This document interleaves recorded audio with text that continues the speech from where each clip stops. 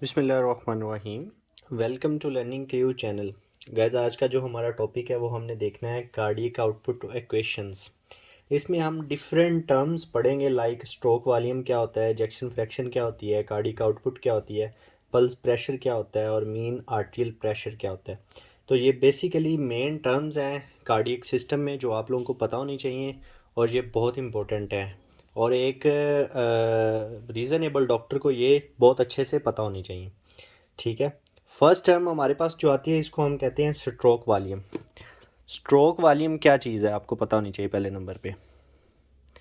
Stroke volume, what is stroke volume? Basically stroke volume वो चीज़ है कि volume of the blood pump out of left ventricle of the heart during each systolic cardiac contraction. मतलब जो हमारी एक contraction है left ventricle से, उसके दौरान जो हमारे पास volume of blood pump out होता है उसको हम स्ट्रोक वॉल्यूम कहते हैं। तो इसको हम लिख लेते हैं, volume of blood pumped out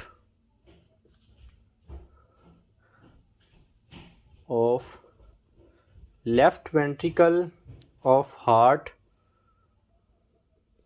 during each systolic cardiac contraction. During each systolic cardiac contraction। तो ये बेसिकली हमारे पास स्ट्रोक वॉल्यूम होता है। ठीक है, तो ये एवरी पर्सन को पता होना चाहिए। कोई भी आपसे पूछ सकता है कि स्ट्रोक वॉल्यूम क्या चीज़ होती है। स्ट्रोक वॉल्यूम ये होता है। ठीक है, उसके बाद हमें पता होना चाहिए सेकंड टर्म जो हमारे पास आती है वो होती है ejection fraction. What is ejection fraction? कि इजेक्शन फ्रैक्शन क्या चीज़ होती है और ये नॉर्मल हमारे पास कितनी इसकी रेशो होती है ये भी हमें पता होना चाहिए। What is ejection fraction and normal ratio? Ejection fraction basically हमारे पास एक वॉल्यूमेट्रिक फ्रैक्शन ऑफ फ्लूइड होता है, इजेक्टेड होता है, जो कि हमारी चैम्बर से ड्यूरिंग ईच कंट्रैक्शन। मतलब जो वॉल्यूमेट्रिक फ्लूइड होता है ना, वॉल्यूमेट्रिक फ्रैक्शन ऑफ फ्लूइड होती है और ड्यूरिंग ईच कंट्रैक्शन उसको हम इजेक्शन फ्रैक्शन कहते हैं। तो basically is a volumetric fraction, volumetric ejection fraction है ना, तो volumetric fraction of fluid ejected due ejected कहाँ से हो रहा है? From a chamber, and from a chamber during each या with each contraction, with each contraction. तो ये आपको पता होनी चाहिए। ये टर्म बहुत इंपॉर्टेंट है ना, मोस्टली लोगों को ये नहीं पता होती क्योंकि सम पीपल हाउस स्टडी नहीं करते और इग्नोर मार देते हैं। ठीक है, लेकिन ये आपको पता होनी चाहिए कि ये क्या चीज़ होती है, स्ट्रोक वॉल्यूम। ठीक है, स्ट्रोक वॉल्यूम का हमारे पास क्या है? Volume of the blood pump out of left ventricle of the heart during each systolic cardiac contraction. ठीक है, फर्स्ट ये हो गया। सेकंड हमारे पास इजेक्शन फ्रैक्शन है। इसमें हमने वॉल्यूमेट्रिक फ्रैक्शन ऑफ फ्लूइड है कि जो हमारे पास इजेक्ट हुआ है चैम्बर से ड्यूरिंग ईच या विद ईच कंट्रैक्शन। ठीक है, तो ये हो गया। अब इजेक्शन फ्रैक्शन की नॉर्मल रेशो क्या होती है? 45 to 75%।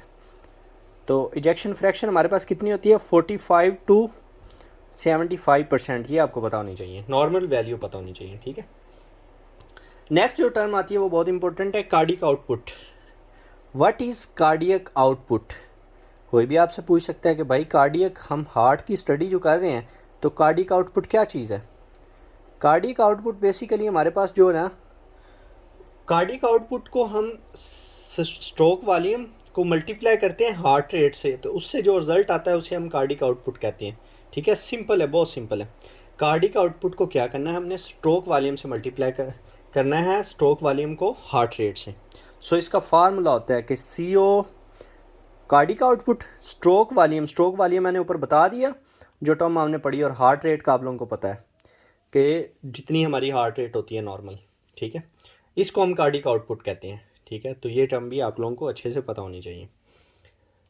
आफ्टर दैट मैं बात करूँ एक और टर्म की कि पल्स प्रेशर क्या होता है। कि pulse pressure, how can you define the pulse pressure? तो पल्स प्रेशर बेसिकली हमारे पास क्या होता है ये भी हमें पता होना चाहिए। पल्स प्रेशर हमारे पास क्या होता है, अगर हम सिस्टोलिक ब्लड प्रेशर में से डायसिस्टोलिक ब्लड प्रेशर को निकाल दें तो जो पीछे वैल्यू रह जाएगी उसको हम पल्स प्रेशर कहेंगे। तो पल्स प्रेशर का क्या फार्मूला है, pulse pressure systolic BP minus diastolic BP, ठीक है। तो नॉर्मल ये कितना होता है, नॉर्मल ये 40 होता है, 40 mmHg, ठीक है। तो ये आपको पता होना चाहिए। यहाँ पे मैंने 3-4 पॉइंट क्लियर कर दिए। आफ्टर दैट मैं आपको नेक्स्ट पॉइंट पे लेके जाता हूँ कि हमारे पास एक चीज़ होती है कि मेन आर्टेरियल प्रेशर एक टर्म होती है, कि ये क्या चीज़ होती है। 5th पॉइंट, मीन आर्टेरियल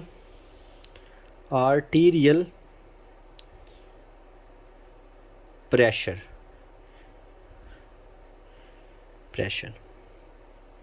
ये क्या होता है भाई, ये भी आपको पता होना चाहिए। ऊपर मैंने आपको कार्डिक आउटपुट पढ़ाई, इसको कार्डिक आउटपुट को अगर हम अपनी टोटल पेरिफेरल रेजिस्टेंस से मल्टीप्लाई कर दें तो जो हमारे पास वैल्यू आएगी उसको हम मीन आर्टेरियल प्रेशर कहेंगे। तो मीन आर्टेरियल प्रेशर का क्या फार्मूला है, cardiac output multiply by total peripheral resistance, मतलब जितनी बॉडी की टोटल रेजिस्टेंस है उसको मल्टीप्लाई कर दें। इसकी नॉर्मल वैल्यू होती है 93, ये आपने याद रखना है, ठीक है। तो आपको ये पता होनी चाहिए चीज़ें, ठीक है। सारी चीज़ें एक दूसरे से कोरिलेट करती हैं, ठीक है। मैंने स्ट्रोक वॉल्यूम पहले पढ़ाया, उसमें से हमने कार्डिक आउटपुट को देखा, स्ट्रोक वॉल्यूम को मल्टीप्लाई किया हार्ट रेट से, ठीक है। उसके बाद मैंने पल्स प्रेशर को देखा, उसमें हमारे पास सिस्टोलिक डायसिस्टोलिक बीपी का हमें पता होना चाहिए, ठीक है। तो ये सारी चीज़ें एक दूसरे से कोरिलेट करती हैं। आफ्टर दैट मैं आपको एक और बात बताता चलूँ कि हमारी जो अस्कल्टेशन ऑफ हार्ट है, कि फॉर एग्जांपल हमारे पास मिट्रल वाल्व है, ट्राइकस्पिड वाल्व है, पल्मोनरी वाल्व है या ऑर्टिक वाल्व है, अगर हम उनकी साउंड सुने या उनकी प्लेस सुने, एक तो हमें प्लेस ऑफ साउंड के हमें कहाँ पे साउंड सुनाई देती है, मैंने पिछले लेक्चर में भी ये एक्सप्लेन किया था, लेकिन वंस अगेन करना ज़रूरी है क्योंकि यहाँ पे मैं आपको बताऊँगा कि कौन से एरिया पे कौन कौन सी हमें साउंड सुनाई देंगी, ठीक है। फॉर एग्जांपल ये हमारे पास स्टर्नम है, ये हमारे पास रीब्स हैं, ठीक है। तो अगर हम बात करें एम हमें डिफ़ाइन करता है कि यहाँ पे हम मीट्रल वाल्व को सुन सकते हैं, मीट्रल एरिया भी जिसे कहते हैं, मीट्रल एरिया। अब मीट्रल एरिया का क्या मकसद है कि ये कहाँ पे हम इसको सुन सकते हैं, ये बेसिकली हमारे पास mid clavicular 5th intercostal space होती है। क्या होती है ये आपको पता होनी चाहिए, mid clavicular 5th intercostal space होती है, इंटरकोस्टल स्पेस होती है एक चीज़। दूसरी चीज़ कि ये हमें इसमें अगर मीट्रल एरिया पे हम स्टेथोस्कोप रख के सुने तो हमें कौन कौन सी साउंड सुनाई देंगी। फर्स्ट नंबर पे हमें इधर हम किसको सुन सकते हैं, हालो सिस्टोलिक मरमर को, हालो सिस्टोलिक मरमर को सुनने के लिए बहुत ज़्यादा एक्सपीरियंस चाहिए आपको, 10 to 15 ईयर वर्क होना चाहिए आपका कार्डियोलॉजी डिपार्टमेंट में। आम बंदा नहीं सुन सकता, आम नॉर्मल मेडिकल फिजिशियन भी नहीं सुन सकता, ठीक है, बहुत एक्सपीरियंस चाहिए। हालो सिस्टोलिक मरमर सुन सकते हैं। अब हालो सिस्टोलिक मरमर कौन सी डिजीज़ में आता है ये भी आपको पता होना चाहिए, मिट्रल रिगर्जिटेशन। जब हमारे पास इस वाल की रिगर्जिटेशन होगी तो हमें हालो सिस्टोलिक मर सुनाई देगा, ये आपको नहीं याद रखना है, रिगर्जिटेशन। आगे मैं 1 by 1 डिज़ीज़ को जो है ना एक्सप्लेन करूँगा। अभी ये हम एनाटॉमी फिजियोलॉजी देख रहे हैं कार्डियोवैस्कुलर सिस्टम की, इसके बाद हमने जो है ना पैथो शुरू करनी है कार्डियोवैस्कुलर सिस्टम की, ठीक है। एक चीज़ ये होगी, सेकंड साउंड इधर हमें सुनाई देगा सिस्टोलिक मरमर। सिस्टोलिक मरमर हमें कब सुनाई देता है, अगर हम मिट्रल वाल्व के ऊपर स्टेथोस्कोप रख के सुने और हमें सिस्टोलिक मरमर सुनाई दे, तो कौन सी डिजीज़ का चांसेस है, यहाँ पे हमारे पास मिट्रल वाल्व का प्रोलैप्स होगा। तो ये आपने याद रखना है, मिट्रल वाल्व प्रोलैप्स, ठीक है। ये हमें तब सुनाई देगा जब मिट्रल वाल्व प्रोलैप्स होगा और सिस्टोलिक मरमर हमें मिट्रल एरिया पे सुनाई देगा, ठीक है। अब डायास्टोलिक मरमर कब सुनाई देगा हमें, डायासिस्टोलिक मरमर ये हमें तब सुनाई देगा जब हमारे पास मिट्रल वाल्व की स्टेनोसिस होगी। बहुत इजी है, इसको कंसेप्ट वाइज याद रखना है कि ये हमें, अगर हमें मिट्रल एरिया पे हम अस्कल्टेट करते हैं, अगर हमें होलोसिस्टोलिक मरमर सुनाई देता है तो हमें क्या होगी, हमारे पास मिट्रल वाल की रिगर्जिटेशन होगी, ये याद रखना है। दूसरे नंबर पे अगर हमें मिट्रल एरिया पे अस्कल्टेट करें, हमें सिस्टोलिक मरमर सुनाई देता है, तो हमारा मिट्रल वाल प्रोलैप्स होगा। यानी कि मसला मिट्रल वाल का ही होगा, रिगर्जिटेशन होगी या प्रोलैप्स होगा, वो डिफरेंशिएट आपने करना है। उसके बाद डायस्टोलिक मरमर सुनाई देगा तो मिट्रल स्टीनोसिस होगी, ये आपने याद रखना है, ठीक है। ये हो गया जी मिट्रल एरिया, एक एरिया हमारा कवर हो गया। अब सेकंड एरिया की तरफ आ जाए। टी मीन, टी को हम डिफाइन करते होते हैं ट्राई कस्पिड वाल या tricuspid area. Tricuspid area कौन सा होता है, हमारे पास parasternal line fourth intercostal space पे जो एरिया होता है उसे हम ट्राई कस्पिड होते हैं। Parasternal line fourth intercostal space, ये आपको एरिया भी पता होना चाहिए कि ये कौन सा एरिया होता है, इंटरकोस्टल स्पेस एरिया होता है। यहाँ पे हम ट्राइकस्पिड वाल्व की मूवमेंट को सुन सकते हैं, उस वो रिगर्जिटेट हुआ है, वो स्टीनोसिस हुई है, या उसका मरमर है, या उसका सिस्टोलिक मरमर है, या डायसिस्टोलिक मरमर है, ठीक है। यहाँ पे हमने तीन चीज़ें देखी हैं कि अगर हमें हालो सिस्टोलिक मरमर हो तो मिट्रल रिगर्जिटेशन, सिस्टोलिक मरमर हो तो मिट्रल वाल प्रोलैप्स, डायस्टोलिक मरमर हो तो मिट्रल स्टीनोसिस, ये तीन होंगे। यहाँ पे हमने दो चीज़ें देखनी है, यहाँ पे हमें दो साउंड सुनाई दे सकते हैं। एक होता है holo systolic murmur, same as it mitral valve. Holo systolic मरमर में क्या हमने पढ़ा था, अगर हमारे पास मिट्रल वाल की रिगर्जिटेशन हो तो हालो सिस्टोलिक मरमर मिट्रल एरिया पे सुनाई देगा। अगर हमारे पास ट्राइकस्पिड वाल की रिगर्जिटेशन हो तो ट्राइकस्पिड वाल पे हालो सिस्टोलिक मरमर सुनाई देगा। यानी कि regurgitation related to holo systolic murmur, regurgitation होगी किसकी, ट्राइकस्पिड की, ठीक है। एक चीज़ होगी, एक दूसरे से कोरिलेट करके याद रखना है, ठीक है। डायस, यहाँ पे सेकंड साउंड जो हमें सुनाई देगी डायस्टोलिक मरमर, डायस्टोलिक मरमर ट्राइकस्पिड एरिया पे हमें नहीं सुनाई देगा, ठीक है, डायस्टोलिक मरमर। अब डायस्टोलिक मरमर हमने नीचे सुना मिट्रल स्टीनोसिस थी, तो यहाँ ट्राइकस्पिड स्टीनोसिस होगी, ट्राइकस्पिड स्टीनोसिस।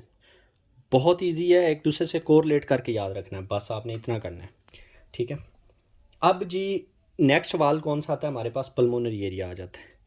तो पल्मोनरी वाल्व इधर होता है और अयोटिक वाल्व इधर होता है। राइट साइड पे अयोटिक वाल्व होता है, लेफ्ट साइड पे पल्मोनरी वाल्व होता है। इनकी दोनों की जो है ना, पहले नंबर पे पल्मोनरी एरिया, पल्मोनरी एरिया वो होता है, एरिया होता है वे ये दोनों सेम जगह पे होते हैं लेकिन राइट लेफ्ट का डिफरेंस होता है। ये कौन सा एरिया है हमारे पास, अयोर्टिक एरिया, अयोर्टिक एरिया, ठीक है। तो ये आपने याद रखना है। पल्मोनरी एरिया कहाँ पे होता है हमारे पास, ये भी पैरास्टर्नल लाइन होता है लेकिन सेकंड इंटरकोस्टल स्पेस होता है लेफ्ट साइड पे, इसमें second intercostal space on left side. ये पढ़ाना इसलिए ज़रूरी है कि नेक्स्ट लेक्चर में हम जो है ना मरमर, बेसिकली इसकी डिजीज़ हार्ट के मरमर्स, हार्ट के जो है स्टीनोसिस, रिगर्जिटेशन, ये सारे disease one by one discuss करेंगे, इसलिए ये मतलब बता रहा हूँ आप लोगों को। पल्मोनरी एरिया पे क्या होगा हमारे पास, सिस्टोलिक इजेक्शन मरमर होगी, ठीक है। अब हमने पढ़ा था सिस्टोलिक, जहाँ पे आ जाए वहाँ पे क्या होता है हमारे पास, स्टीनोसिस होती है। डायसिस्टोलिक स्टीनोसिस था, यहाँ पे डायसिस्टोलिक मरमर में स्टीनोसिस था, लेकिन यहाँ पे सिस्टोलिक में क्या था, प्रोलैप्स था। लेकिन यहाँ पे आपने याद रखना है, यहाँ पे हमें कौन सी साउंड सुनाई देगी, सिस्टोलिक इजेक्शन मरमर, सिस्टोलिक इजेक्शन मरमर। अब सिस्टोलिक इजेक्शन मरमर तब हमें एक ही साउंड इधर सुनाई देगी, सिस्टोलिक इजेक्शन मरमर, ठीक है। तो वो कौन सी मतलब डिजीज़ होंगी पल्मोनरी वाल्व की जिनकी वजह से ये सुनाई देंगी। एग्जाम्पल में लिखें, ASD हो सकता है हमारे पास, आर्टियल सेप्टल डिफेक्ट, इसमें पल्मोनरी स्टीनोसिस हो सकती है, ठीक है, दो होगी, या तीसरा फ्लो मरमर हो सकता है, ठीक है। तो ये तीन आपने याद रखनी पल्मोनरी एरिया पे।